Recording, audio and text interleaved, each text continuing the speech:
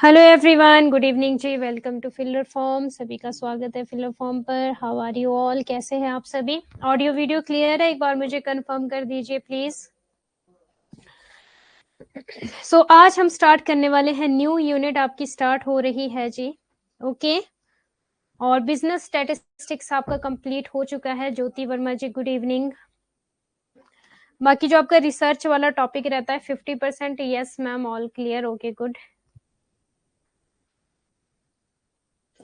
और जो आपका रिसर्च वाला रहता है टॉपिक, वो मैं बार बार बोलूँ कि यूनिट सेकंड में आपका हो जाएगा रिसर्च एप्टीट्यूड में कंप्लीट। ओके जी।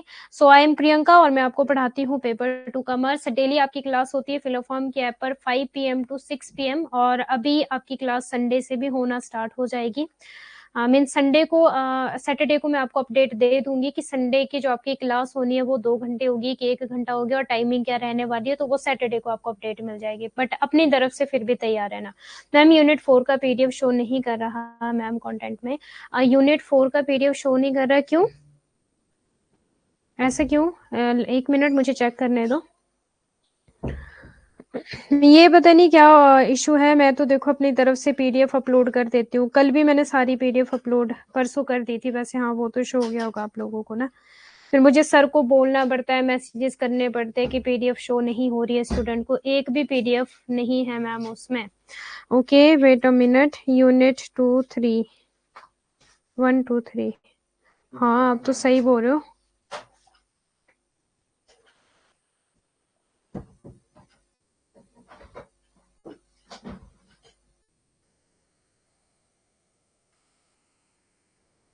यूनिट 4 कौन सा था आपका? Business environment and international business. ये क्या हो गया? Accounting and auditing second unit. Third थी बिजनेस इकोनॉमिक्स में। 1 मिनट जरा, कौन सा था यूनिट 4 बताना तो मुझे।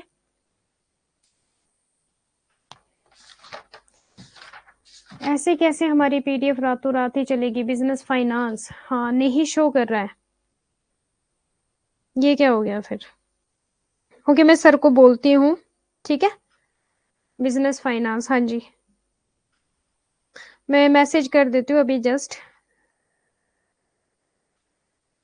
हमारी पीडीएफ रातों रात कौन चुरा के लेके चला गया? गायब हो गई क्या? ओके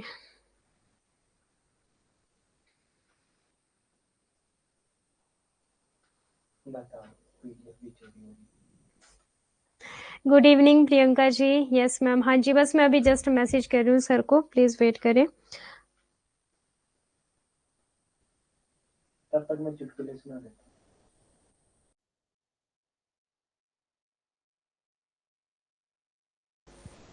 हूँ। वी वॉन्ट JRF जून 2024। कैसे हो मैम जी? सुबह नवरात्रे, अच्छा शुभ नवरात्रे। ओके जी ठीक है जी, आप बताओ आप कैसे हो?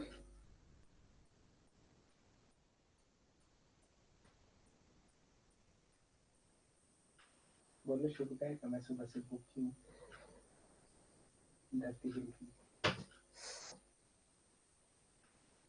वेट करना, मैसेज कर रही हूँ मैं सर को।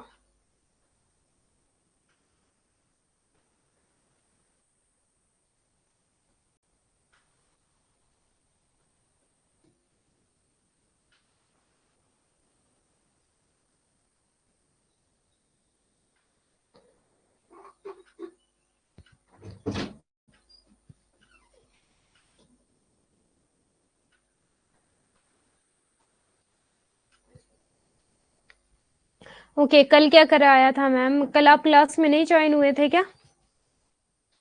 कल आपको करवाया था प्रोबेबिलिटी डिस्ट्रीब्यूशंस, बायस थ्योरम करवाई थी, बायनोमियल डिस्ट्रीब्यूशन करवाया था, पॉइजन डिस्ट्रीब्यूशन करवाया था, नॉर्मल डिस्ट्रीब्यूशन करवाया था, और आपको स्टैंडर्ड एविएशन करवाया था।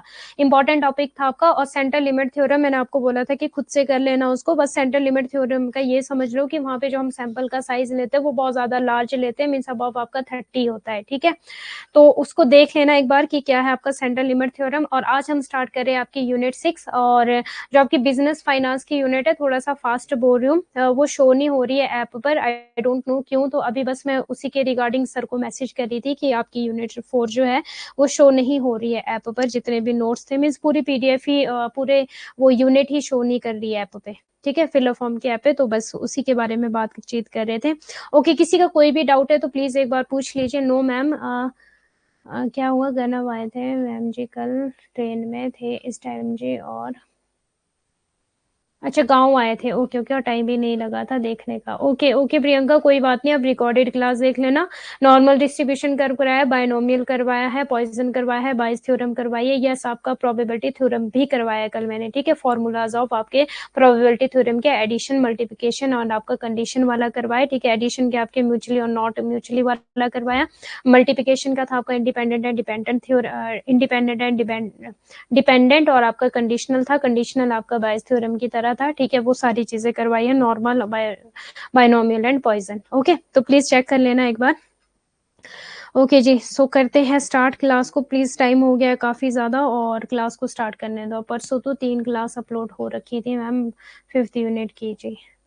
अब पता नहीं मुझे क्या क्या है, फिलर फॉर्म को ना मैसेज कर लिया करो एक बार ना, क्योंकि देखो मेरा काम तो क्लासेस लेना है, बाकी जो नोट्स भी अपलोड मैं कर देती हूँ, बाकी बैक एंड टीम का काम रहता है ये कि आपकी रिकॉर्डेड क्लास जो आपको शो होनी है वो सारी चीजें, ठीक है। वैसे जब आप लोग मुझे बोलते हो तो मैं कर देती हूँ सर को मैसेज ना, फिर कब तक सॉल्व होता है ये इशू तो ये उन पे डिपेंड है, मेरे हाथ में नहीं है ये चीजें, ये टेक्निकल चीजें नहीं है, बस मैं पढ़ा सकती हूँ आप लोगों को, ठीक है। ओके जी, so let's start. Ma'am Sunday भी क्लास होगी तो मैम बीच बीच में पीवाईक्यू भी करवाए प्लीज।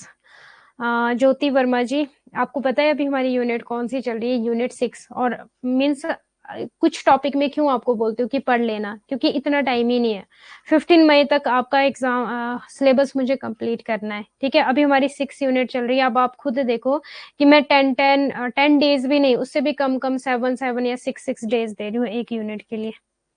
हाँ, अगर 2-3 क्लासें होती है डेफिनेटली मैं आपको प्रीवियस ईयर क्वेश्चन पेपर करवाती। 1 घंटे में पॉसिबल नहीं है सिलेबस भी कवर करना और प्रीवियस ईयर क्वेश्चन पेपर भी करवाने, मीन्स नहीं पॉसिबल है 1 घंटे में।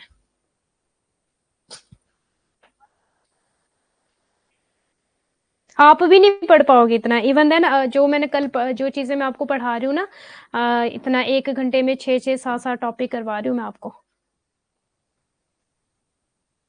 या तो 2-3 घंटे क्लास हो तो फिर पता है कि हाँ 1 घंटा सिलेबस करवा लिया, 1 घंटा प्रीवियस ईयर क्वेश्चन पेपर करवा लिया, तो फिर मुझे कोई प्रॉब्लम नहीं थी। बट 1 घंटे में पॉसिबल नहीं पीवाईक्यूज और सिलेबस कंप्लीट करना। सर बाहर गए हुए हैं जी आज। ओके ओके जी, ठीक है, कर ले फिर, क्लास को स्टार्ट होगी बातें। अभी किसी का कोई डाउट है तो प्लीज पूछ लो एक बार।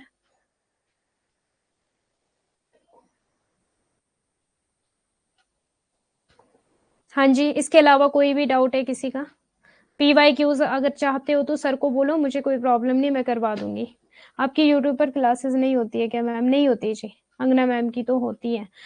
पेपर 1 है ना उनका? पता नहीं, मुझे होती होगी फिर, पेपर 1 भी है उनके पास। अभी स्टार्ट करेंगे, देखते हैं। मुझे तो जो भी क्लासेस मिलती है तो वो तो बैक एंड से मिलती है।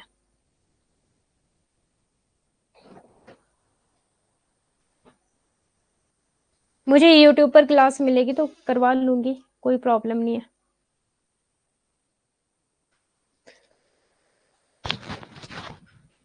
ओके, सो यूनिट 6 आपकी business management and human resource management, very very important. अब ये वाली जो आपकी यूनिट है मीन्स ऑलमोस्ट यूनिट आपकी एमबीए के लिए भी हेल्पफुल है, ठीक है।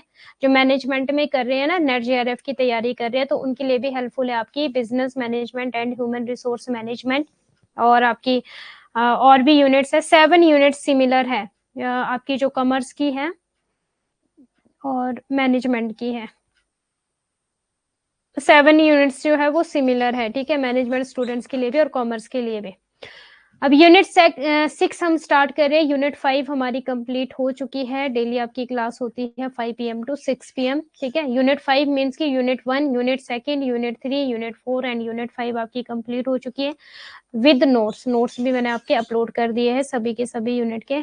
5th यूनिट खत्म हो गई जी। हाँ जी प्रियंका जी, 5th यूनिट खत्म हो गई।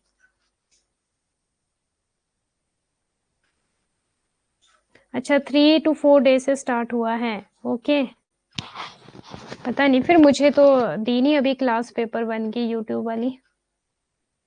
बोलो सर को, सर प्रियंका मैम को भी दो पेपर 1 की क्लास यूट्यूब वाली, तो करवा दूंगी, ऐसा कोई इश्यू नहीं है।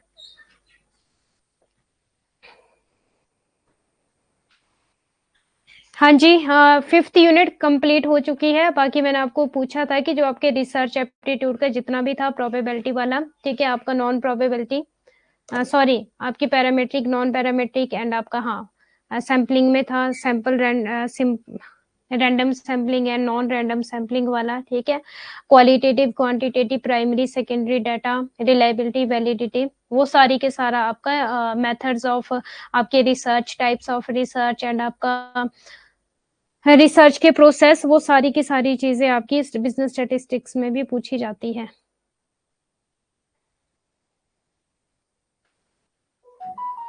Okay, so let's start business management and human resource management. आज क्लास स्टार्ट करने दोगे मुझे कि नहीं?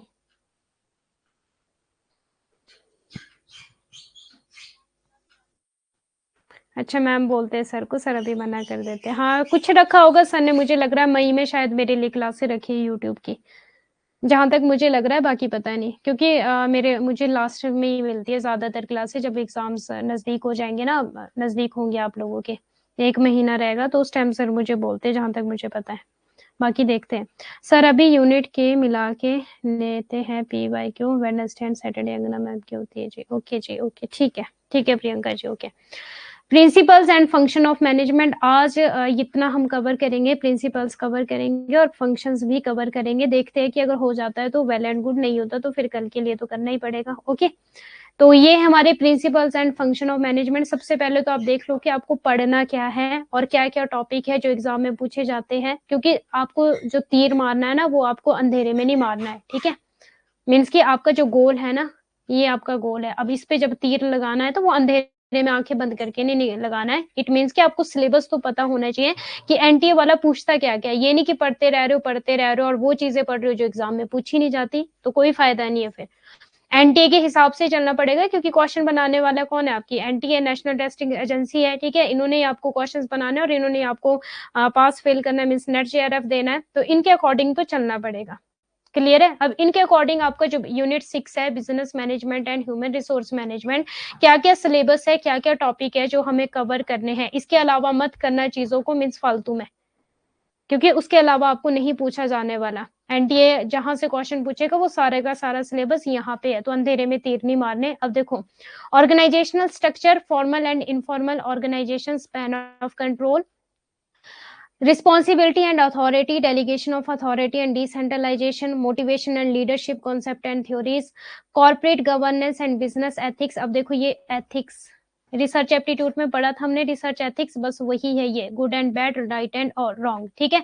एथिक्स इसीलिए बोलती हूँ कि जब भी स्टडी करनी है, फिर चाहे वो आपका पेपर 1 की बात है, फिर चाहे आपकी पेपर 2 की बात है, कॉन्सेप्ट को क्लियर करते हुए चलना है, क्योंकि हो सकता है कि आपकी वो जो टर्म है, वो जो कॉन्सेप्ट है, वो कहीं और भी पूछा जा सकता है। ओके, तो हमेशा आपका कॉन्सेप्ट क्लियर होना चाहिए, क्योंकि अगर आपके कॉन्सेप्ट क्लियर है तो कहीं ना कहीं वो आपके लिए फ्यूचर में भी हेल्पफुल रहते हैं और दूसरे यूनिट्स के लिए भी हेल्पफुल रहते हैं। जब भी कोई यूनिट पढ़ते हो, उस यूनिट को पूरी तरह अच्छे ढंग से पढ़ो, आपकी ना वो यूनिट सेकंड यूनिट में भी आपके लिए हेल्पफुल होगी, कहीं ना कहीं तो हेल्पफुल होगी, 10% या 5% तो हेल्पफुल होगी। ओके जी।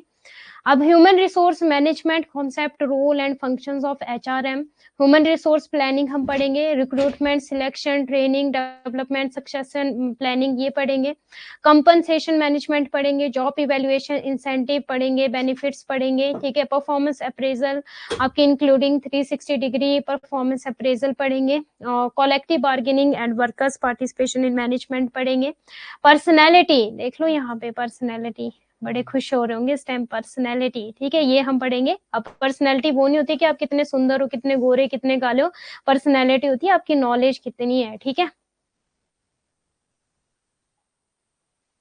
परसेप्शन, पर्सनैलिटी बोलोगे कि मैम जो बहुत ज्यादा सुंदर है ना, वो ही हम बोलेंगे कि वो तो पर्सनैलिटी है। नो, अगर पर्सनैलिटी की बात करें तो पर्सनैलिटी आपकी नॉलेज मैटर करती है, ठीक है, आपके स्किल्स, आपकी नॉलेज, परसेप्शंस, एटीट्यूड्स, इमोशंस, ठीक है, ये भी हम पढ़ेंगे, ग्रुप डायनामिक्स हम पढ़ेंगे, पावर्स एंड पॉलिटिक्स हम पढ़ेंगे, कॉन्फ्लिक्ट एंड निगोसिएशंस हम पढ़ेंगे, स्ट्रेस मैनेजमेंट हम पढ़ेंगे, ठीक है। और ऑर्गेनाइजेशनल कल्चर हम पढ़ेंगे, organizational development and organizational change हम पढ़ेंगे, ठीक है। तो ये जो आपकी यूनिट 6 है, ये काफी आपकी थोड़ी लंबी यूनिट रहने वाली है। देखते हैं हम किस तरह से इसको कवर करते हैं, कितना टाइम लेंगे, ठीक है। हाँ जी, inner and outer knowledge, okay okay. So करें फिर स्टार्ट, आपकी कर दे फिर उद्घाटन आपकी न्यू यूनिट का, यूनिट 6। हिंदी वाले देख लेना, प्रबंधन के सिद्धांत और कार्य संगठन संरचना आज हम पढ़ने वाले हैं। औपचारिक अनौपचारिक संगठन, नियंत्रण का दायरा, उत्तरदायित्व और प्राधिकार का प्रत्योजन, विकेंद्रीयकरण, प्रेरणा, नेतृत्व, अवधारणाएं, सिद्धांत, कॉर्पोरेट प्रशासन, व्यवसायिक नैतिकता, मानव संसाधन प्रबंधन, एचआरएम की अवधारणा, भूमिका और कार्य और मानव संसाधन योजना, भर्ती और चयन, प्रशिक्षण और विकास, उत्तराधिकार योजना, मुआवजा प्रबंधन, नौकरी का मूल्यांकन, ठीक है। ये सारी की सारी चीजें हम कवर करते हुए चलेंगे, ओके ओके। सो चलिए जी, करते हैं फिर स्टार्ट आपका। अब हम जो मैंने आपको प्रिंसिपल्स बताए थे ना स्टार्टिंग में, प्रिंसिपल्स एंड फंक्शन, प्रिंसिपल्स में आपको क्या क्या चीजें इंक्लूड हो जाएगी। एक तो होता है आपका क्लासिकल मैनेजमेंट, ठीक है, इंपॉर्टेंट है। एक है आपका न्यू क्लासिकल मैनेजमेंट, और एक है आपका मॉडर्न ऑर्गेनाइजेशन। और यहाँ से आपको 1 नंबर मीन्स एक क्वेश्चन डेफिनेटली बनेगा और 2 नंबर देकर जाएगा आपको ये। जैसे कि जब हमने बिजनेस स्टैटिस्टिक्स जब हमने स्टार्ट किया था, तो वहां पर मैंने आपको बताया था सेंट्रल लिमिट थ्योरम, ठीक है, नहीं टेंडेंसी, ठीक है, सेंट्रल लिमिट थ्योरम नहीं, क्या था आपका वो, मेरे दिमाग से स्लिप हो गया, मीन मोड मीडियन वाला, टेंडेंसी वाला क्या था, let's start it and let's crack it. Main mode median वाला जो था आपका, ठीक है। तो मैंने बोला था कि वहां से आपका डेफिनेटली क्वेश्चन आएगा, डिस्पर्शन किया डेफिनेटली क्वेश्चन आएगा, स्क्यूनेस, नॉर्मल डिस्ट्रीब्यूशन, ठीक है, आपका कोटोसिस किया हमने, कोरिलेशन किया, रिग्रेशन किया, वहां से डेफिनेटली आपके क्वेश्चंस बनने थे। सेंट्रल टेंडेंसी, हाँ जी सेंट्रल टेंडेंसी हमने किया था, ठीक है। तो उसी तरह से जो आपका क्लासिकल मैनेजमेंट है या फिर न्यू क्लासिकल मैनेजमेंट है या फिर मॉडर्न ऑर्गेनाइजेशन है, इनके फर्दर हम टाइप्स पढ़ने वाले हैं। तो यहाँ से डेफिनेटली एक क्वेश्चन तो आएगा और एक क्वेश्चन जाएगा आपको 2 नंबर देकर, ओके। तो प्लीज ध्यान से पढ़ना। हाँ, मेजरमेंट, डिस्पर्शन के, स्क्यूनेस के, हाँ जी। तो वो रिवीजन कर लिया आपने। Business statistics and business economics, please साथ साथ में ये करो कि रिवीजन करना अभी से स्टार्ट कर दो, ताकि जब आपके एग्जाम सिर पे आए ना, तो जो स्ट्रेस हो ना वो कम हो। अगर नहीं कुछ पढ़ा होगा तो स्ट्रेस जो होगा ना वो सहने से परे हो जाने वाला है फिर। इसलिए अगर स्टार्टिंग से तैयारी रहती है ना, तो जो स्ट्रेस होता है वो कम होता है, ओके। तो इस तरह से स्टार्ट करो कि बिजनेस स्टैटिस्टिक्स रिवीजन करनी स्टार्ट कर दो, इकोनॉमिक्स, क्योंकि छोटे छोटे टॉपिक है स्टैटिस्टिक्स और इकोनॉमिक्स में। स्टैटिस्टिक्स में पता है कि फॉर्मूले पूछे जाने, एक चार्ट सा बना लो, सारे फॉर्मूले एक बड़ा सा चार्ट बना लो, ठीक है, जो आपके वो 10-20 के मिलते हैं वो चार्ट, उसमें सारे फॉर्मूले लिख लो। एक साइड डिस्पर्शन, एक side skewness, measure of dispersion, measure of skewness, इस तरह से कोटोसियस, उसका पूरा चार्ट बना लो। एक ही चार्ट में बिजनेस स्टैटिस्टिक्स आपका पूरा का पूरा आ जाएगा, ओके। और इकोनॉमिक्स का भी रिवीजन कर लो, अकाउंटिंग ऑडिटिंग की भी रिवीजन कर लो। मीन्स अभी से लेकर अपनी रिवीजन करनी स्टार्ट कर दो, क्योंकि पढ़ा आपने 100% होगा, बट अगर रिवीजन नहीं हुई होगी ना, आपका नेट जेआरएफ कभी भी पास नहीं होने वाला। आप चाहे 100% आपने सिलेबस 100% कवर कर दिया और रिवीजन नहीं की, नहीं होगा, कॉन्सेप्ट नहीं क्लियर, नहीं होगा। आपने सिर्फ 50% सिलेबस कवर किया, बट जो आपने 50% पढ़ा वो सारा का सारा आपको आता है, फिर भी आपका नेट जेआरएफ हो जाएगा। समझ रहे हो मेरी बात को, ओके। अब जनरल मैनेजमेंट थ्योरीज, कुछ इंपॉर्टेंट थ्योरीज है जो कि एग्जाम में पूछी जाती है बहुत बार। एफ.डब्ल्यू. टेलर, इसको बोला जाता है जी आपका क्या, थ्योरी ऑफ साइंटिफिक मैनेजमेंट, ठीक है। साइंटिफिक मैनेजमेंट के फादर की अगर बात होगी तो कौन है साइंटिफिक मैनेजमेंट के father, F W. Taylor, okay. Time and motion study हम इसमें पढ़ेंगे, डिफरेंशियल पीस रेट प्लान हम इसमें पढ़ेंगे, ओके। हेनरी फ्योल को बोला जाता है एडमिनिस्ट्रेटिव थ्योरी, ठीक है, और इसको बोला जाता है हेनरी फ्योल को एडमिनिस्ट्रेटिव थ्योरी के फादर, ठीक है। यहाँ पे आपके मेनली 14 प्रिंसिपल बहुत बार एग्जाम में पूछा जाता है, आपने +1 +2 में भी पढ़ा होगा, बीकॉम एमकॉम में भी पढ़ा होगा, ओके, यस या नो। तो कहीं ना कहीं आपकी रिवीजन हो जाएगी और ज्यादा हम चीजों को क्लियर करते हुए चलेंगे।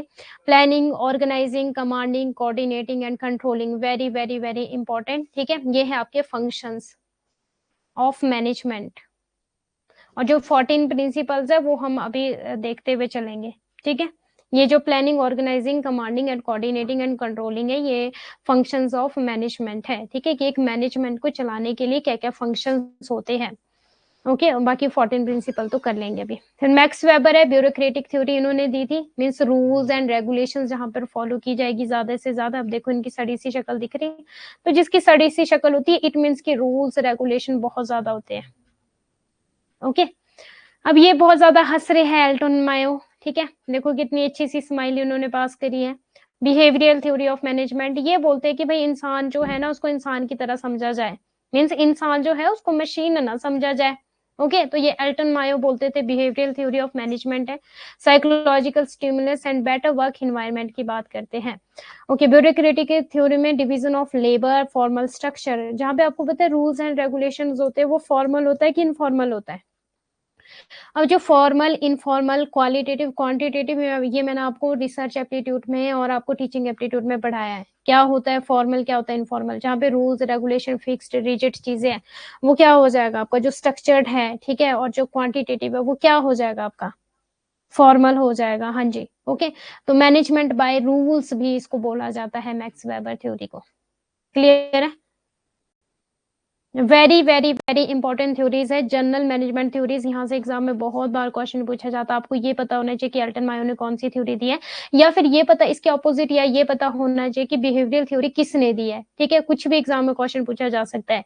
ब्यूरोक्रेटिक किसने दी है, या फिर मैक्स वेबर में ने क्या दिया है, ठीक है, मीन्स वाइस वर्सा कुछ भी पूछा जा सकता है। हेनरी फ्योल ने क्या दिया, एडमिनिस्ट्रेटिव थ्योरी दी, और इसको फादर ऑफ एडमिनिस्ट्रेटिव भी बोला जाता है। डब्ल्यू टेलर को फादर ऑफ साइंटिफिक मैनेजमेंट भी बोला जाता है। टाइम एंड मोशन स्टडी पूछा जाएगा एग्जाम में कि वो हेनरी फ्योल ने दिया है, तो आप क्या बोलोगे, हाँ हेनरी फ्योल ने दिया, no, F time and motion study की बात की है डब्ल्यू टेलर ने।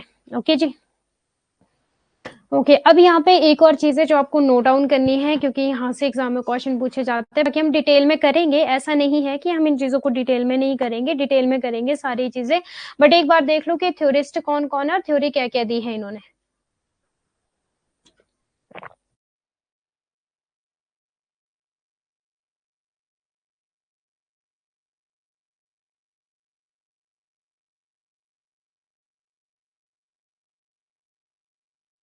ओके,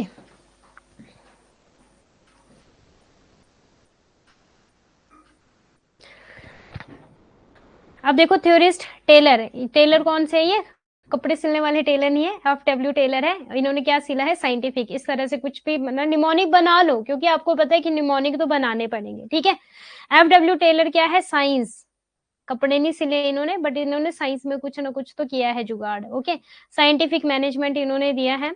वेबर, मैक्स वेबर, कौन, वेबर, मैक्स वेबर, ठीक है। अब वेबर नेम ही इनका बड़ा वो लग रहा है, डिसिप्लिन, रूल्स रेगुलेशन, ब्यूरोक्रेटिक।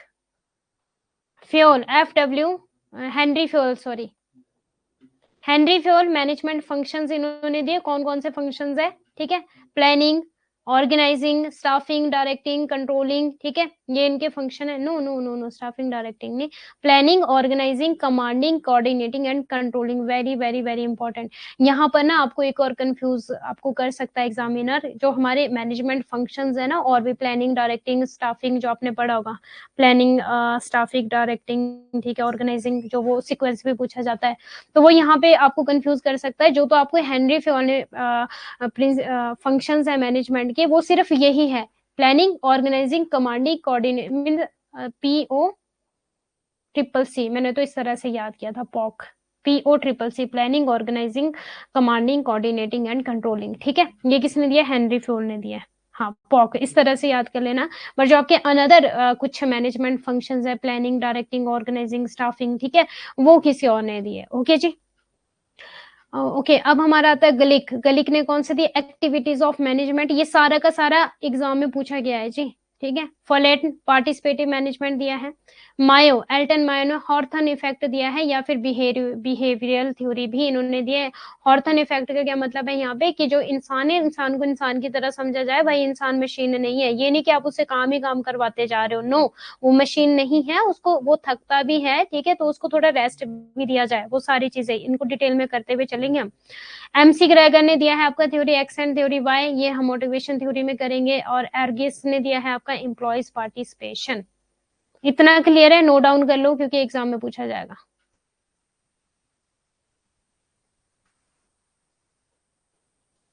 चलिए फिर नेक्स्ट।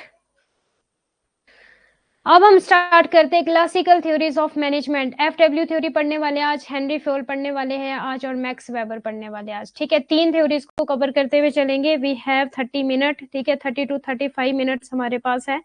तो आई थिंक सो कि हाँ हमारा हो जाएगा 30 to 35 मिनट में। ठीक है, मीन्स ये तो मैंने ये रखा है जो मेरा टारगेट है कि आज तो ये कंप्लीट करना है, क्योंकि जो आपका बिजनेस मैनेजमेंट और ह्यूमन रिसोर्स मैनेजमेंट है ना, है तो बहुत बड़ी यूनिट है ये। ठीक है, बट है बड़ी प्यारी सी यूनिट। अब बोलोगे मैम आप तो हर यूनिट को प्यारा से ही बोल के चलते हो, क्योंकि जिस चीज से हम प्यार करते हैं ना उसको हम बड़े अच्छे से बड़ी लगन के साथ पढ़ते हैं।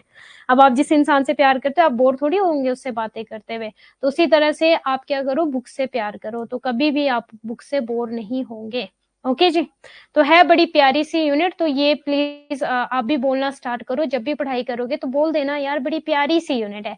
जब आप ऐसा बोलोगे ना बड़ी प्यारी सी यूनिट है, तो आपको बर्डन नहीं होगा कि यार मुझे ये पढ़ना पड़ेगा। आप बोलोगे कि यार प्यारी यूनिट है, इट मीन्स कि इसको पढ़ने से मजा आने वाला है। ओके जी, तो आपकी वर्डिंग भी अच्छी होनी चाहिए कि आप क्या बोल रहे हो। क्लियर है? जो चीज आपको पसंद होगी तो बड़े शौक से आप उस चीज को करोगे। तो अब ये बहुत ही प्यारी सी यूनिट है, और 3 चीजें सिर्फ पढ़ते हुए चलेंगे। छोटे छोटे टॉपिक हैं और प्रैक्टिकल लाइफ से रिलेटेड आपको पता है कि मैं आपको एग्जांपल देने वाली हूँ। ठीक है, एफडब्ल्यू टेलर को पढ़ते हुए चलेंगे कि हाँ जी ये क्या बातें बोलते थे। हेनरी फ्योल को पढ़ते हुए चलेंगे जिन्होंने 14 प्रिंसिपल्स दिए थे एंड 5 आपके मैनेजमेंट फंक्शंस दिए थे। बस इतनी सी कहानी इसकी खत्म। मैक्स वेबर को पढ़ते हुए चलेंगे, भाई इसने रूल्स और रेगुलेशंस की बात की थी, बस कहानी खत्म। ठीक है, अब जहां मर्जी से जैसा मर्जी क्वेश्चन आ जाए, कम से कम आपका कॉन्सेप्ट तो क्लियर हो, आपको ये तो पता हो कि बोल क्या रहा है बंदा। ठीक है, अब देखो classical theories of management, scientific management theory, administrative management theory. कौन है ये एडमिनिस्ट्रेटिव? ये हमारे एफडब्ल्यू टेलर। साइंटिफिक एडमिनिस्ट्रेटिव है हमारे Henry Fayol. Bureaucratic theory of management है हमारे मैक्स वेबर। ठीक है, तीनों थ्योरीज को पढ़ते हुए चलेंगे। अब हम देखते हैं कि मैनेजमेंट थ्योरीज है क्या। ठीक है, अब जो आपकी मैनेजमेंट थ्योरीज है ये क्या बोलती हैं? Are a collection of ideas that recommend general rules for how to manage an organization और बिजनेस। की जो ऑर्गेनाइजेशन है, जो बिजनेस है, जो कंपनीज है, उनको किस तरह से मैनेज किया जाए। अब एचआरएम है, आपको नेम से क्लियर नहीं हो रहा? ह्यूमन रिसोर्स मैनेजमेंट की इंसानों की जरूरत है यहाँ पे। ठीक है, मशीनें थोड़ी भी मैनेज करती हुई चलेगी कुछ भी। आप रख दो एक कमरे में 10 मशीन, वो सारी की सारी मशीनें थोड़ी भी मैनेज करती चलेगी। मशीन खुद से थोड़ी चलेगी, मशीन को चलाने के लिए भी तो ह्यूमन चाहिए। यस या नो? या फिर मशीनों में कोई फीलिंग्स है, कोई उनमें समझदारी की बात है? आप जैसी कमांड दोगे मशीन तो वैसा चलेगी। ओके, तो अगर कोई भी काम करना है, कोई भी मैनेज करना है, बिजनेस है, ऑर्गेनाइजेशन है, इवन देन आपका घर भी क्यों ना हो, तो उसको तो मैनेज करना पड़ेगा। तो वो ह्यूमन के हाथ में है। आपके बेड, आपके डाइनिंग रूम्स, आपके टेबल, आपका किचन, आपका जो भी है आपकी चीजें, वो थोड़ी मैनेज करती हुई चलेगी। ठीक है, आपको मैनेज करना पड़ेगा ना सारी चीजों को, कि मशीन आपको मैनेज करने को आएगी। तो मैनेजमेंट से हम क्या समझते हैं कि भाई जब मैनेजमेंट होनी है, इट मीन्स की ह्यूमन रिसोर्स, इंसानों की जरूरत तो पड़नी है, क्योंकि मशीनें इंसान को मैनेज नहीं करेगी, इंसान मशीनों को मैनेज करेंगे। ओके, तो उसके लिए कुछ थ्योरीज दी है कि किस किस तरह से मैनेजमेंट होना है, हमारा जो ऑर्गेनाइजेशन, हमारा जो बिजनेस, हमारी जो कंपनीज है। Management theories address how supervisor implement strategies. अब देखो, एक होती है प्लानिंग। क्या कोई मुझे बता सकता है what is the difference between planning and strategies? क्या डिफरेंस है दोनों में, प्लानिंग या स्ट्रेटेजीज में? कोई बता सकता है? मे भी शायद मैंने आपको बताया था कि प्लानिंग और स्ट्रेटेजीज में क्या डिफरेंस है। जहां तक मुझे लग रहा है कि हाँ मैंने आपको बताया था कहीं ना कहीं। जल्दी से रिप्लाई कर दो, प्लानिंग और स्ट्रेटेजीज में क्या डिफरेंस है, क्योंकि एग्जाम में पूछा जाता है। ये अलग से मैं नोट्स नहीं है स्ट्रेटेजीज के मैंने बनाए हुए। ठीक है, क्योंकि अगर तो मैं देखो आपको एक एक चीज डिटेल में पढ़ाने लगी ना, तब तो हमारा 1 महीना निकल जाएगा एचआरएम में। तो खुद से मेहनत करनी पड़ेगी, स्पून फीडिंग नहीं होने वाली यहाँ पे। Management minus decision making is 0। Planning pre decided होता है, अच्छा स्ट्रेटेजीज भी तो प्री डिसाइडेड होता है। एग्जैक्टली मुझे व्हाट व्हाई हाउ करना है प्लानिंग। ठीक है, प्लानिंग समझ गए, हाँ जी। स्ट्रेटेजीज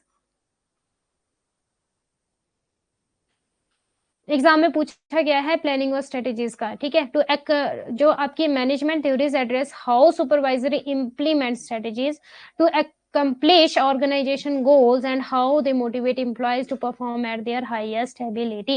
अब यहाँ पर हम, अगर मैं ह्यूमन रिसोर्स की मैनेजमेंट की बात करूं, हम पढ़ेंगे जी, बात हम करेंगे इंसानों की, ठीक है, और हम बात करेंगे मैनेजमेंट कंपनीज ऑर्गेनाइजेशन की।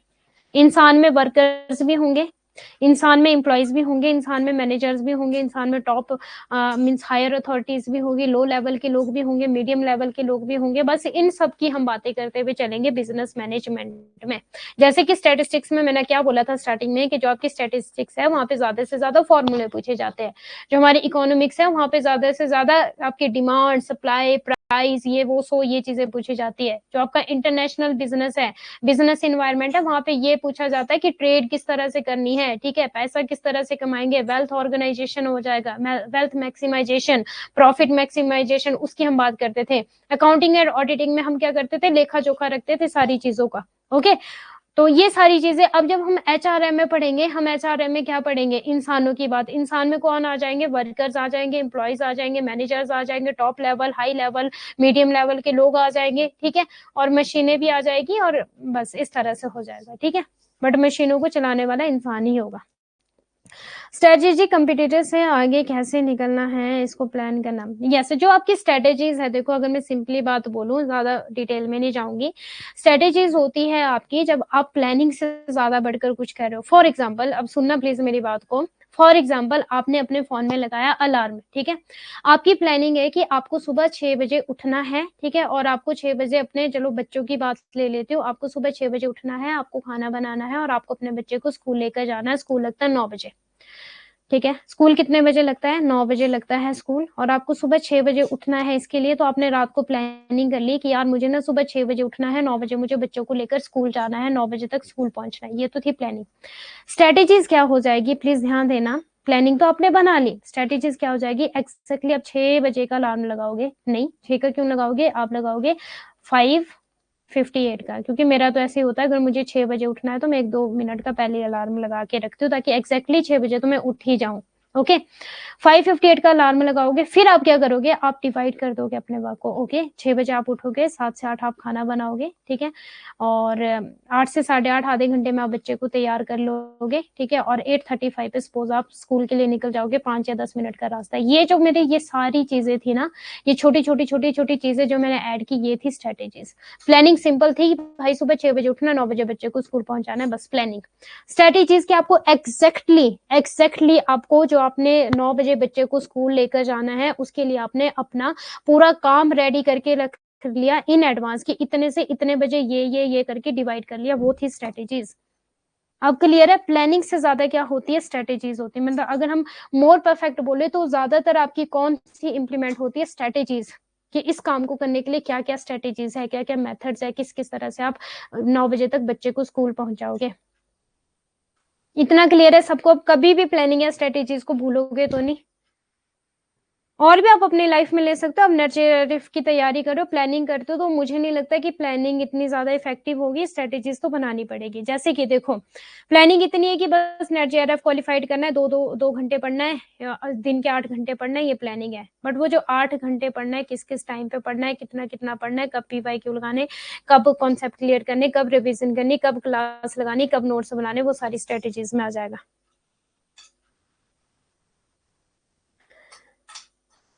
देखो, आपकी जो भूख है ना प्रियंका जी, वो आपको, आप सुबह की बात कर रहे हो, आपको आधी रात को भी उठा देगी। आपकी जिस चीज के लिए भूख होगी ना, मतलब बहुत ज्यादा बोल रही हूँ मैं, जिस चीज के लिए आपका जुनून होगा ना, आप उस चीज के लिए उठोगे, आपको फिर चाहे आधी रात भी क्यों ना उठना पड़े। तो इसके लिए तो अगर नहीं सुबह जल्दी उठा जाता तो जुनून जगाना पड़ेगा,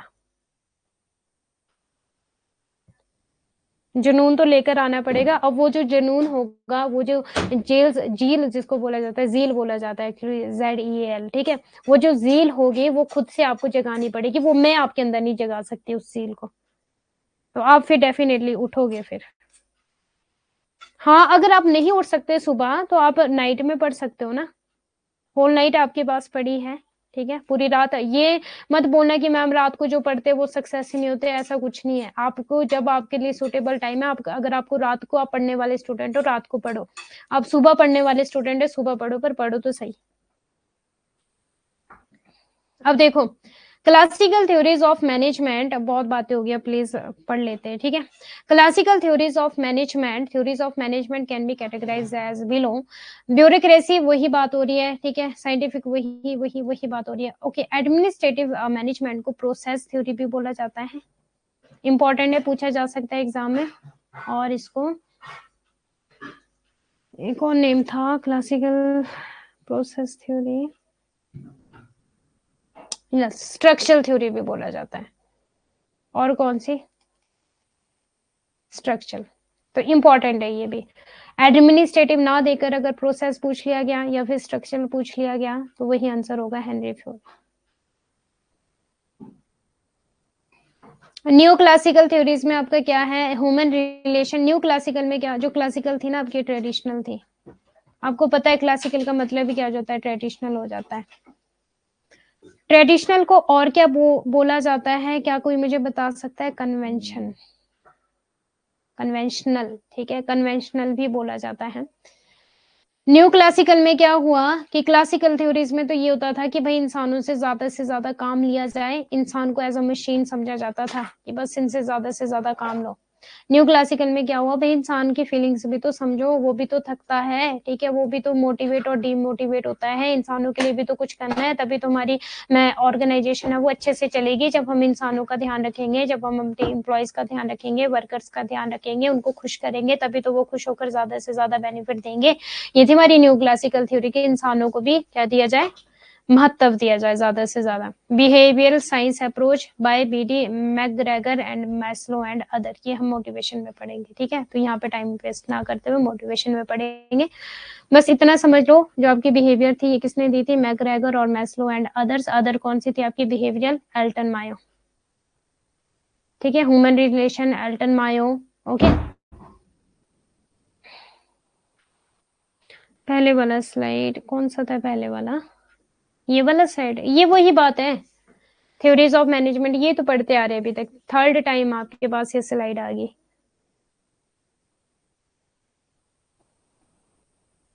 थर्ड टाइम आ गया आपके पास ये स्लाइड,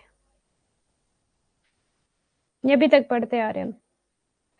अब आती है modern management theories, Peter Drucker ने दी है आपकी ये, ठीक है, मॉडर्न मैनेजमेंट। अब इसमें कौन कौन सी, अब यहाँ पे देख लो एक बार और, ठीक है। टाइप्स ऑफ ऑर्गेनाइजेशनल थ्योरीज, ये प्रिंसिपल्स है आपके। Classical organisation theory, Taylor, scientific, Weber, bureaucratic, administrative, Henri Fayol. New classical theory आपकी एल्टन मायो ने जो दी है, ह्यूमन रिलेशन वाली, बिहेवियरल वाली, ठीक है।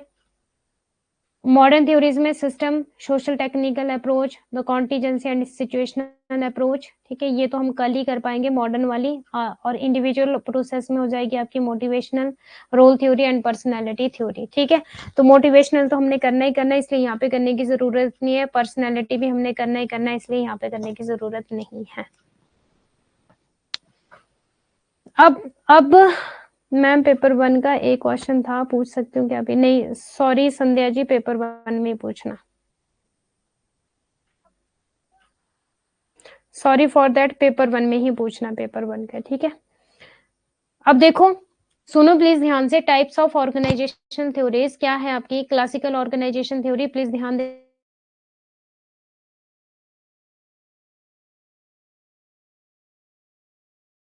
Taylor, Max Weber, Henri Fayol and आपका एल्टन मायो।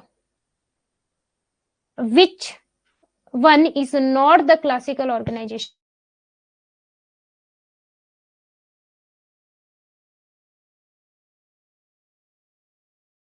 शो हो रहा है जो मेरी साइड से, एक मिनट, मुझे भी कुछ ऐसा ही लग रहा है कि मेरी साइड से भी कुछ ऐसा ही हो रहा है।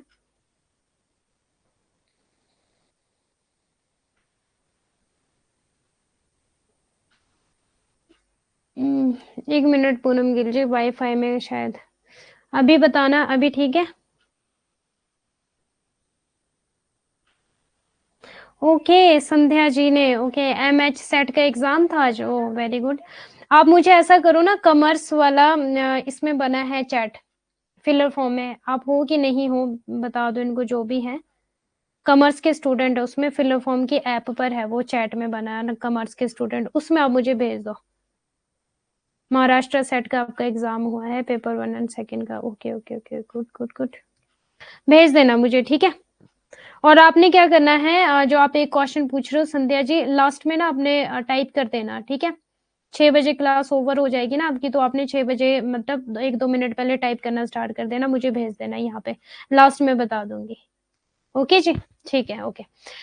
अब देखो क्या बोला था मैंने, जो मैंने क्वेश्चन पूछा आपसे, मैंने पूछा classical organisation theory, Taylor, Weber, administrative, which, और आपकी Elton Mayo, which one is not the classical organisation theory? Taylor, A, B, Weber, 3 Henri Fayol, fourth option is Elton Mayo, which one is not the classical organisation theory?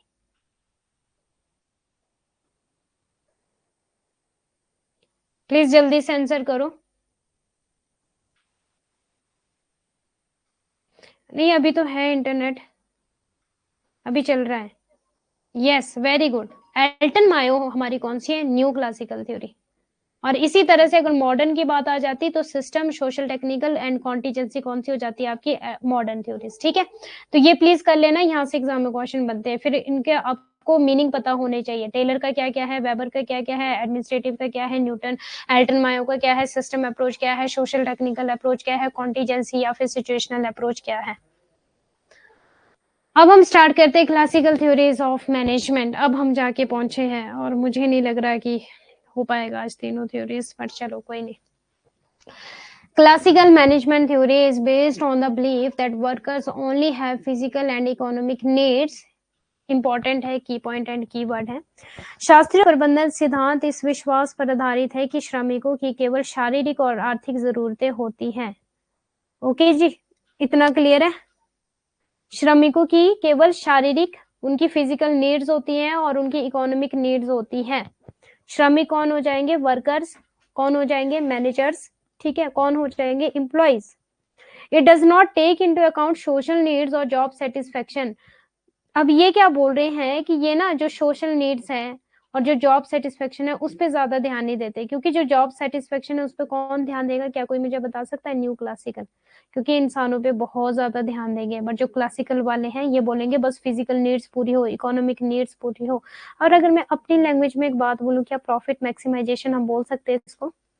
क्या हम बोल सकते हैं कि ज्यादा से ज्यादा प्रॉफिट हो, चाहे इंसान जितना मर्जी थका है, बस तू मुझे काम करके दे, मुझे नहीं पता तुझे सेटिस्फेक्शन हो रही है, तू मोटिवेट है, तू डिमोटिवेट है, तू निराशा में, तू जैसा मर्जी, तू मुझे काम करके दे। क्या आपको ऐसा नहीं लग रहा है इनका बोलने का जो तरीका है?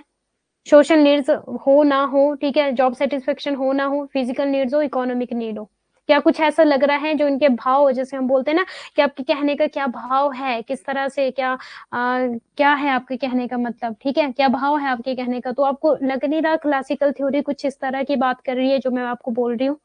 यस या नो?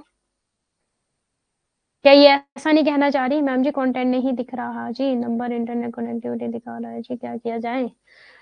काम चाहिए बस, कुछ भी हो। सभी को ही नहीं दिख रहा है क्या कंटेंट की? प्रियंका जी आपके पास ये प्रॉब्लम है? अब देखो, बट इंस्टेड एडवोकेट और specialization of labour, centralize leadership, ये वाली चीज वेरी वेरी इंपॉर्टेंट। ये क्या बोलते हैं कि जो लीडरशिप हो ना वो एक के पास हो, सबके पास ना हो, ठीक है। एंड डिसीजन मेकिंग, ये देखो प्रॉफिट मैक्सिमाइजेशन जो मैं बात कर रही थी, सेंट्रलाइजेशन लीडर, बस एक ही लीडर हो, बाकी नहीं हो लीडर, वही कमांड देता रहेगा सबको, इंसानों से बहुत काम लेगा। वो जो लीडर होगा ना, वो जब इंसानों से काम लेगा वो बहुत काम लेगा, मतलब उनपे तरस ना खाते हुए, वो मोटिवेट है, डीमोटिवेट है, बस उसको इकोनॉमिक नीड्स चाहिए, फिजिकल नीड्स चाहिए उसको, ठीक है। और स्पेशलाइजेशन ऑफ लेबर, हिंदी में देखो एक बार, बल्कि श्रमिक की विशेषज्ञता, केंद्रित नेत्री, और यहाँ पे ना जो स्पेशलाइजेशन ऑफ लेबर्स है, यहाँ पे क्या स्किल्स देखी जाएगी, टेक्निकल स्किल्स देखी जाएगी, ठीक है, फिजिकल स्किल्स देखी जाएगी कि हाँ ये इस काम को करने की योग्य भी है कि नहीं है। और एक नो इंटरनेट कनेक्टिविटी शो हो रहा है जी, प्रोसेस ही हो रही है। ओहो, क्या करें प्रियंका जी, आप अपना रिस्टार्ट कर लो, बाकी तो शायद औरों को दिख रहा है। और अगर मैं एक और बात बोलूँ ना, जो आपकी क्लासिकल थ्योरीज हैं, ठीक है, ये क्या बोलता है कि जो इंसान है ना, जो तो काबिल है उसको रख लो और जो नहीं काबिल उसको निकाल दो, ठीक है। और जो काबिल है उसको रख लो, जो नहीं है काबिल उसको निकाल दिया जाए। फिर सेंट्रलाइजेशन ऑफ अथॉरिटी सिर्फ एक के पास होगी, और जो पर्सनल लाइफ है और जो वर्क की लाइफ है उसको अलग अलग रखो।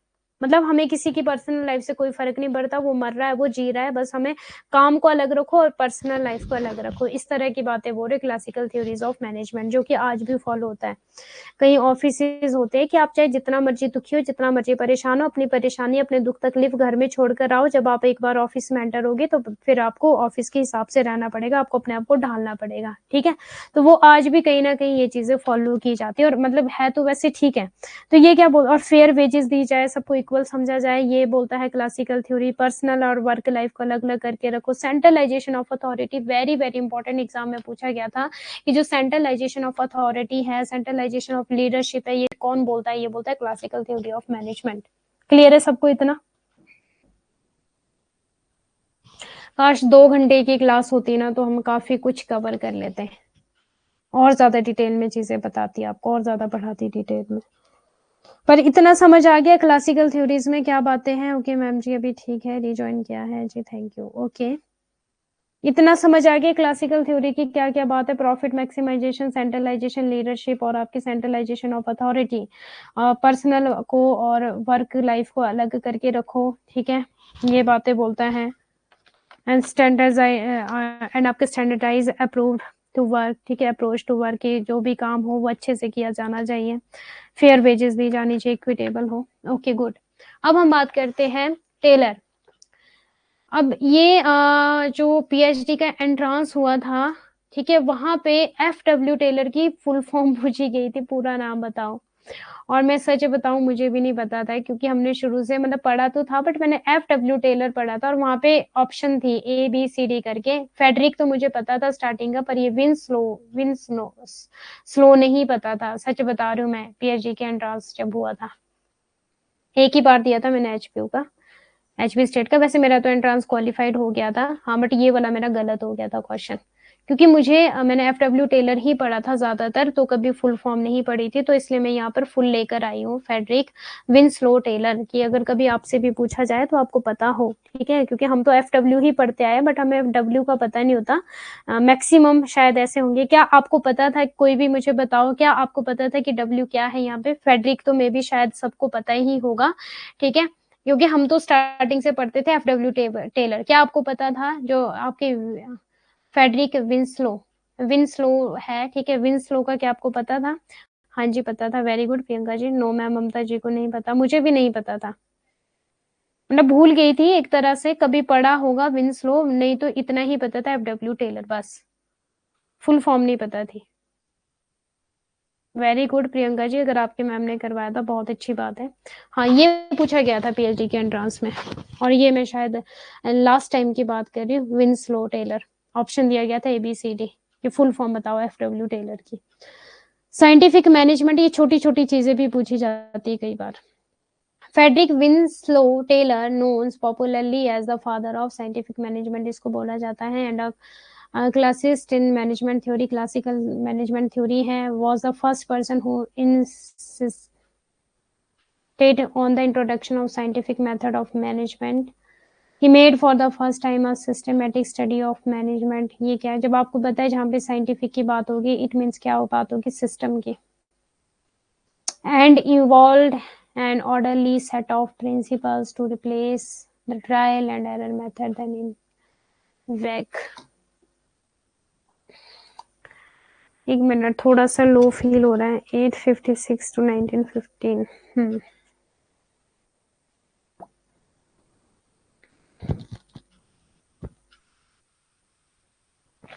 इस स्लाइड को पढ़ लो 1 minute please.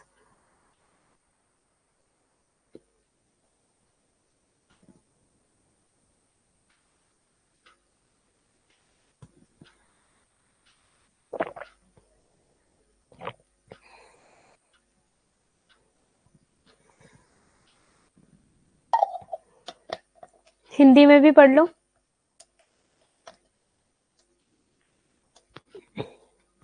Frederick Winslow Taylor, वैज्ञानिक प्रबंधन दृष्टिकोण। फेडरिक विंस्लो टेलर, जिन्हें वैज्ञानिक प्रबंधन के जनक और प्रबंधन सिद्धांत में एक क्लासिस्ट के रूप में जाना जाता है, पहले व्यक्ति थे जिन्होंने प्रबंधन में वैज्ञानिक तरीकों की शुरुआत पर जोर दिया था। वैज्ञानिक में सिस्टमैटिक हो गया, साइंस से क्या बन जाएगा आपका सिस्टमैटिक, ठीक है, फॉर्मल, ऑब्जेक्टिव आपका, और क्वांटिटेटिव बन जाएगा कहीं ना कहीं। उन्होंने पहली बार प्रबंधन का एक व्यवस्थित अध्ययन किया और उस समय प्रचलित प्रशिक्षण और त्रुटि विधियों को बदलने के लिए सिद्धांतों का एक व्यवस्थित सेट विकसित किया, मीन्स ट्रायल और एरर, ठीक है, replace the trial and error method को दूर करने के लिए।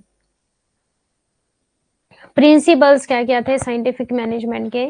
The contribution to scientific management evolve into principle, this principle are called principle of scientific management, they include, अब हम प्रिंसिपल्स को पढ़ेंगे। ग्लूकोज डाल लीजिए क्रोम वाटर में। हाँ देखती हूँ प्रियंका जी, वैसे मैंने शायद कभी पिया नहीं है ग्लूकोज, एक दो बार पिया हुआ लाइफ में कभी, बट देखते हैं आपके कहने से।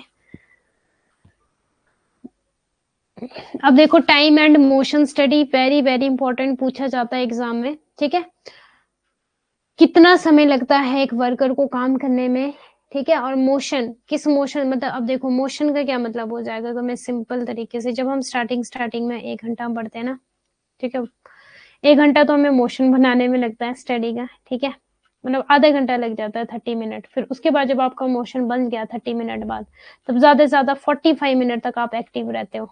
उसके बाद थोड़ा स्लो स्लो स्लो स्लो होना शुरू हो जाता है, फिर आपको 5 to 10 मिनट की ब्रेक चाहिए और लेनी भी चाहिए। उसके बाद अगेन 45 करो, उसके बाद अगेन 5 to 10 मिनट की ब्रेक लो, उसके बाद अगेन 45 मिनट पढ़ो। पर ऐसा कभी मत करो 45 मिनट पढ़ा, 3-4 घंटे की ब्रेक ले ली, फिर मन ही नहीं करेगा पढ़ाई करने के लिए, फिर आपका जो मन है वो भटक जाएगा। मैं तो इस तरह से करती थी, 45 या 1 घंटे पढ़ो, 5 to 10 मिनट का ब्रेक लो, थोड़ा बाहर घूमो, फिर से अंदर आ जाओ रूम में, फिर और 1-1 2-2 घंटे पढ़ो, इस तरह से। अब देखो, workers were performing their work before the era of scientific management. F.W.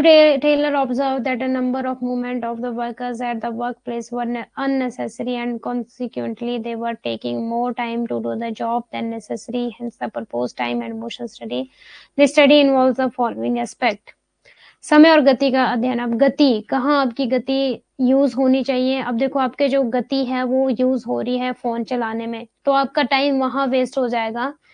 फिर जो आपका पढ़ने का होगा ना, वो कहीं ना कहीं कैपेसिटी जो होगी ना पढ़ाई की वो कम हो जाएगी। अगर आप 1-2 घंटा फोन चलाते हो और आप उसके बाद बोलते हो कि अब मैं पढ़ने बैठूंगा, तो वो जो कैपेसिटी होगी वो थोड़ा बहुत कहीं ना कहीं कम हो जाएगी, ठीक है। वैज्ञानिक प्रबंधन के युग से पहले श्रमिक अपना काम बेहतरीन ढंग से कर रहे थे।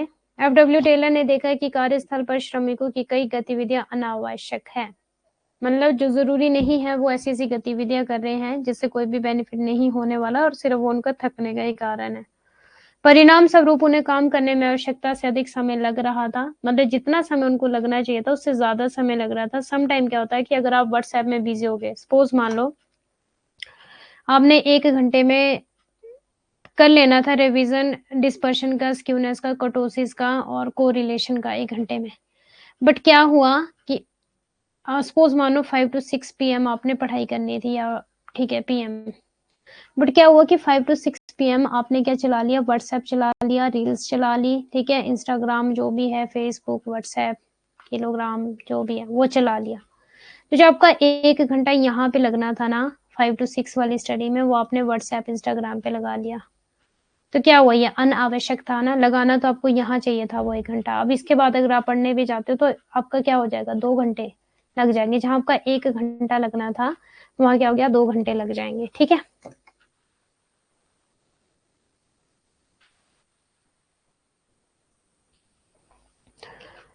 फिर क्या हुआ, इसीलिए एक प्रस्तावित समय और गति अध्ययन, इस अध्ययन में निम्नलिखित पहलू शामिल है। कौन कौन से हैं? Observing the various motions of the worker at the workplace, movements को चेक किया जाए। कार्यस्थल पर कार्यकर्ता की विभिन्न गतिविधियों का अवलोकन करना। Identify the necessary and unnecessary movement in carrying, अब जो नेसेसरी और अननेसेसरी उनको चेक किया जाए। एलिमिनेशन ऑफ अननेसेसरी, जो अननेसेसरी मूवमेंट है उनको एलिमिनेट किया जाए। Observing the time required for each of necessary movement with the help of stop watch. अब टाइम नोट किया जाए कि हाँ इस काम को करने के लिए इतना ही टाइम लगना चाहिए। Developing shorter and fewer motions and आपके standardising the motions and time, thus the study develop the best way of doing the job, replacing the old rule of thumb knowledge of the workers। old rule of thumb को क्या किया था इन्होंने, replace किया था, ये वाला replacing the old rule of thumb. ये भी एग्जाम में पूछा गया बहुत बार। ओल्ड रूल ऑफ थंब क्या था कि भाई जैसा है वैसा ही करो, ठीक है, जो भी मेथड बने हैं जैसा भी है, जैसा आपको ठीक लगता है वैसा करो, ये था आपका old rule of thumb. But जो आपके एफडब्ल्यू टेलर थे इन्होंने क्या किया था, स्टैंडर्डाइज कर दिया था कि आपको जब काम करना है तो आपको अच्छे से करना है, मीन्स की जिस चीज की रिक्वायरमेंट है वो आपको करनी है, ठीक है। ओल्ड रूल ऑफ थंब को इन्होंने क्या किया, रिप्लेस किया। मीन्स एक सही तरीके से, एक सही स्ट्रेटेजीज के साथ एक सही स्टैंडर्ड सेट किया जाए, ना कि वो रखा जाए कि जैसा अच्छा लग रहा है वैसे ही काम किया जाए, ठीक है। इंपॉर्टेंट एग्जाम में पूछा गया है बहुत बार ओल्ड रूल ऑफ थंब। अब science but not rule of the thumb. Science मतलब, साइंस का क्या मतलब हो गया, साइंटिफिक वे से आपको काम करना है, ये नहीं कि हाँ जो आपके जो जैसा अच्छा लग रहा है उसी तरह से काम करो, जैसे पिछली बार जैसे पहले लोग करते थे आपको भी वही फॉलो करना है। नो, जितने से कम समय में आप ज्यादा से ज्यादा प्रोडक्टिविटी लेकर आ सको तो उस काम को करो, ओके। बाकी पढ़ लोगे खुद, अब कल कर ले फिर बाकी हम टॉपिक।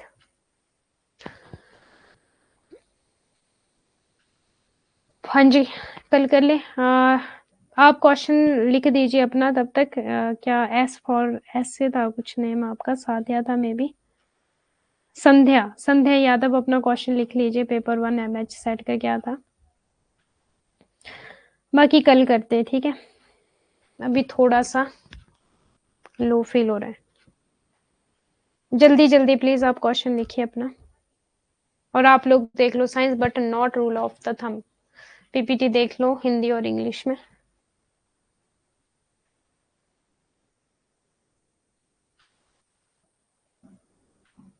कोई बात नहीं प्रियंका जी, आपका तो देखो बेबी भी है साथ में, ठीक है, बट हो जाएगा अगर आप इतनी मेहनत कर रहे हो ना।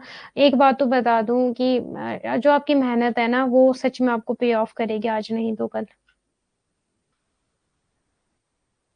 क्योंकि ये चीजें तो देखो गॉड भी देख रहे कहीं ना कहीं कि अब बेबी के साथ स्टडी करना टफ हो जाता है, रियली मैं बोल रही हूँ। इवन देन मैरिज के बाद भी बड़ा टफ हो जाता है चीजों को मैनेज करना। बट अगर आप कर रहे हो तो डेफिनेटली आपका हार्ड वर्क आपको पे ऑफ करेगा, आज नहीं तो कल। हाँ टाइम लग सकता है बट पे ऑफ करेगा definitely. Okay 1969 the first open university was. हाँ शायद यही इसका आंसर था, 1969 था फर्स्ट ओपन। ये तो हायर एजुकेशन में से क्वेश्चन पूछा गया था।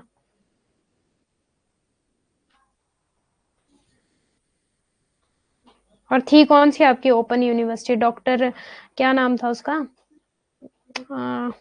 ए से था शायद नेम। फर्स्ट ओपन यूनिवर्सिटी का नेम था Milton Paris in France. Option are Chicago in America. ये क्या है, Chicago in America. Option are Chicago. Option are Milton Keynes Delhi. Delhi में था शायद, दिल्ली में था आपका। डी था आपका right answer. First open university was started in 1969, Delhi था। ए है मैम, ए है, मिल्टन कैनिस है। फिर मुझे ध्यान नहीं होगा क्योंकि मुझे ये वाला ध्यान आ रहा है डी से था शायद, डॉक्टर कुछ ऐसा करके नेम था। हायर एजुकेशन पढ़ाया भी नहीं ना आपको काफी टाइम से, लास्ट टू लास्ट बैच में था मेरे पास हायर एजुकेशन। गूगल पर मिल ही नहीं रहा। आई थिंक तो डी है, दिल्ली में है आपकी फर्स्ट ओपन यूनिवर्सिटी जो ओपन हुई थी वो दिल्ली में हुई थी। मेरे हिसाब से तो डी होना चाहिए, बाकी फिर भी आप एक बार चेक कर लेना, लंदन बता रहा है। अच्छा, कि ऑप्शन में नहीं है। ओके, आपके क्वेश्चन का आंसर कल आप पेपर 1 की क्लास ज्वाइन करना ना, ठीक है। एक तो स्क्रीनशॉट नहीं आता यहाँ पे, द फर्स्ट ओपन यूनिवर्सिटी, एक बार मैं नोट डाउन कर लेती हूँ, ठीक है। Option are Chicago in America. अच्छा, चिकागो इन अमेरिका की बात कर रहा है, ये option are Chicago in America. Ma'am मैं आपको क्वेश्चन पेपर भेज दूंगी।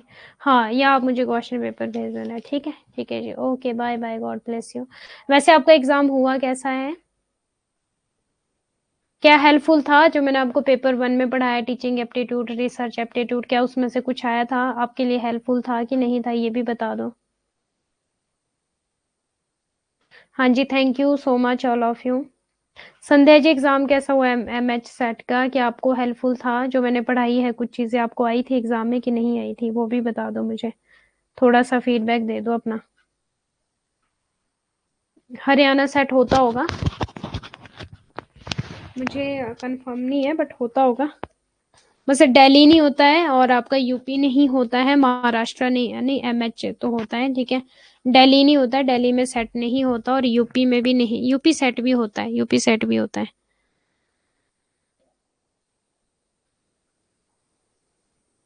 ओके, होली से ज्वाइन किया था आपने, ठीक है। तो रिसर्च एप्टीट्यूड में हेल्पफुल नहीं था? रिसर्च एप्टीट्यूड के क्वेश्चंस आए थे जो मैंने करवाए थे आपको?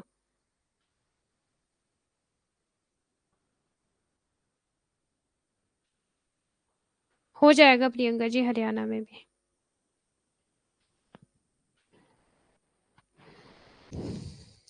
चलिए ठीक है फिर, bye bye, God bless you all, take care.